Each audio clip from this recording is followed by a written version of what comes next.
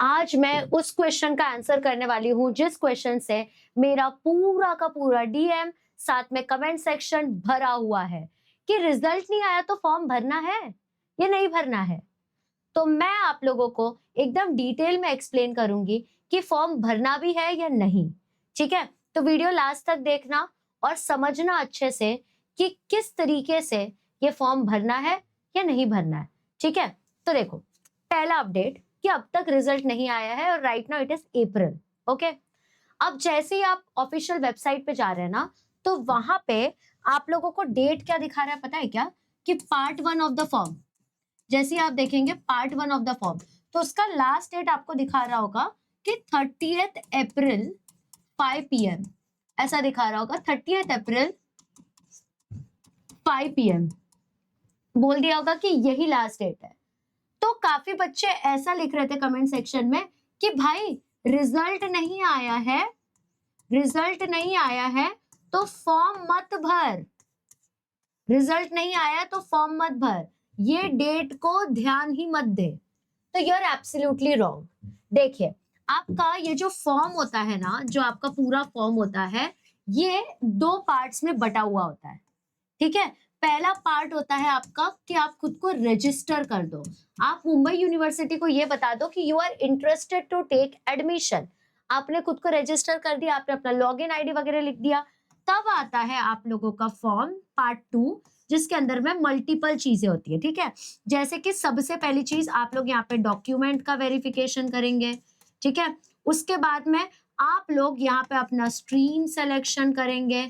फिर उसके बाद में आप लोग अपना प्रेफरेंस लिस्ट यानी कि ऑप्शन फॉर्म भरने वाले हैं, एंड देन उसके बाद में वो चीज लॉक होगी और फिर उसके बाद में आप लोग जो है उनको कॉलेजेस अलॉट होना स्टार्ट हो जाएगा। ठीक है, कॉलेजेस अलॉट होना स्टार्ट हो जाएगा। आपका जो दोस्त है वो एंटायरली रॉन्ग नहीं है। आप लोग ये जो second part of the form है, ये सिर्फ आफ्टर द रिजल्ट ही पढ़ सकते हो, बना सकते हो, क्योंकि बेटा रिजल्ट जब तक नहीं आएगा तब तक आपके 2 इंपॉर्टेंट डॉक्यूमेंट्स यानी कि एसएससी का मार्कशीट एंड उसका एलसी फॉर्म, ये भर ही नहीं सकते। अगर आप ये भर ही नहीं सकते तो आपका डॉक्यूमेंट वेरीफाई ही नहीं होगा, आप आगे भर ही नहीं पाओगे। बट ये जो 30th अप्रैल का आपको डेट दिया है, ये लास्ट डेट है कि आप खुद को रजिस्टर कर सकते हो। अब बेटा, जैसे कि आप कोई दुकान में जाते हो और आपको टोकन दिया जाता है कि इस टोकन के बाद तुम्हारा नंबर आएगा। तुमने अगर खुद को रजिस्टर ही नहीं किया तो मुंबई यूनिवर्सिटी बोले कि ना तूने तो बताया नहीं था तुझे मेरी तरफ एडमिशन लेना था, तो तुम्हारे सारे डॉक्यूमेंट्स सुन दो, तुम्हारे 98% आने दो, तुम जीरो हो जाओगे। याद रखना, जीरो, लिटरली जीरो हो जाओगे। इसके वजह से मैं तुमको पहले ही बोल रही हूँ कि go and fill the form ASAP. मैंने डिटेल्ड वीडियो डाला है कि किस तरीके से रजिस्ट्रेशन फॉर्म का पार्ट 1 भरा जाता है। Go and check it out ASAP, फटाफट से जाना है और चेक करना है कि वो कैसे भरना है फॉर्म, एकदम डिटेल में बताया हुआ है, बहुत बेसिक स्टेप्स है उसके अंदर में। तो पार्ट 1 ऑफ द फॉर्म के लिए लेट मत कीजिए, अभी के अभी भर दीजिए, क्योंकि 16 लाख बच्चों ने रजिस्टर किया था 10th स्टैंडर्ड के एग्जाम के लिए, जिसमें से 15,53,000 बच्चों ने पेपर दिया है, उसमें से सिर्फ 3 लाख बच्चों ने ही रजिस्टर किया है, मतलब 12 लाख बच्चों ने अब तक रजिस्टर ही नहीं किया है।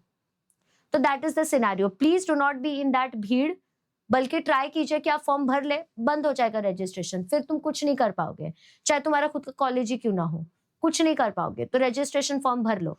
अगर तुमने रजिस्ट्रेशन फॉर्म भर लिया है तो कमेंट सेक्शन में बता दो मुझे कि हाँ दीदी रजिस्ट्रेशन फॉर्म भर दिया है, और कुछ डाउट आ रहा है इसके रिगार्डिंग तो वो भी कमेंट करके बता दीजिए कि दीदी ये क्वेश्चन है, प्लीज आप इसका आंसर कर दीजिए। आपने देखा ही होगा मैं हर कमेंट का रिप्लाई नहीं, उसका वीडियो बना देती हूँ, तो इतना तो ज्यादा मैं आप लोगों से अटैच्ड हूँ, तो उतना आप सोच समझ के जो आपको डाउट आ रहा है वो डाल दीजिए। और अगर आपने बेटा डिसाइड कर लिया है कि आप साइंस लेने वाले हैं, तो आप लोगों के सामने प्रेजेंटेड है महाराष्ट्र का नंबर 1 बैच, दैट इज नीव बैच। इस बैच में 10,000 के ऊपर बच्चों ने एनरोल कर लिया है। इन 10,000 बच्चों के 90 अबव लाने की जिम्मेदारी हमारी। इसमें सिर्फ 11th 12th नहीं, इसमें आपको 11th 12th सीईटी एंड साथ ही साथ जेईई मेंस का भी पोर्शन डिटेल में कराया जाएगा। एंड हम लोग वेट नहीं कर रहे कि मई आएगा जून आएगा, we have already started with the basic courses. तो हमने वो चीज ऑलरेडी स्टार्ट कर दिया है। आप डिस्क्रिप्शन में जाइए, ले लीजिए फटाफट से कोर्स, क्योंकि बेटा एक बात बता दूं, इतने कम में तो कहीं ऑफलाइन में भी नहीं मिलेगा। 1.5 लाख के कोर्सेज मिनिमम होते हैं अगर आप 11 12 देखें। यहाँ पे हम आपको सीईटी भी कराएंगे, जेईई मेंस भी कराने वाले हैं, सब कुछ डिटेल में।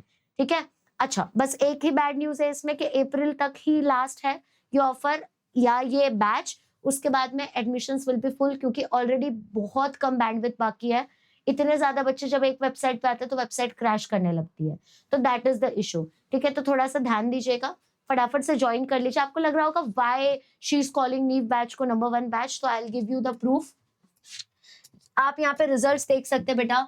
1400 के ऊपर बच्चे जो है उन लोगों ने नीट क्लियर किया और आज वो डॉक्टर्स है बेटा।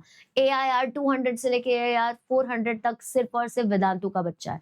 तो 1400 के ऊपर बच्चे पूरे नीट केस में हमारे ही हैं। तो उस तरीके से पर्सनलाइज्ड अटेंशन दिया जाता है। It is not only about NEET. JEE में भी अगर आप काउंट करेंगे, मतलब 3 बच्चा अगर जेईई क्लियर करता है उसमें से 1 बच्चा जो है वेदांतु का है, क्योंकि इतना ज्यादा पर्सनलाइज्ड अटेंशन दिया जाता है। तो किस बात की देरी यार, go and check it out. फटाफट से अपना सीट जो है उसको पक्का कर लो कि तुमसे ये सीट जो है वो छूट ना जाए। All the best and let's see कि कौन सा बच्चा डॉक्टर और इंजीनियर बन के दिखा रहा है, या टीचर बन के दिखा रहा है, या नर्स बन के दिखा रहा है, या फार्मासिस्ट बन के दिखा रहा है। By the way comment section में जरूर बताना कि आप लोग कौन सा स्ट्रीम लेने वाले हो और आपका क्या टारगेट कॉलेज है। चलो, all the best, see you soon, bye.